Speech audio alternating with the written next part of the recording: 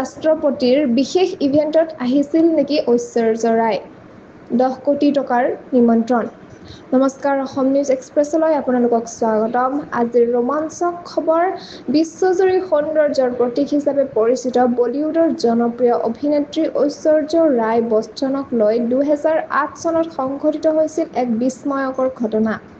সংবাদ মাধ্যমত প্ৰকাশ পোৱা তথ্য অনুসৰি সেই সময়ৰ পাকিস্তানৰ ৰাষ্ট্ৰপতি আসিফ আলী জৰদাৰী অভিনেত্ৰীগৰাকীৰ ডাঙৰ অনুৰাগী আছিল। তেওঁ নিজৰ বাসগৃহত আয়োজিত এখন বিশেষ অনুষ্ঠানত অংশগ্ৰহণৰ বাবে ঐশ্বৰ্য ৰায়ক আমন্ত্ৰণ জনাইছিল।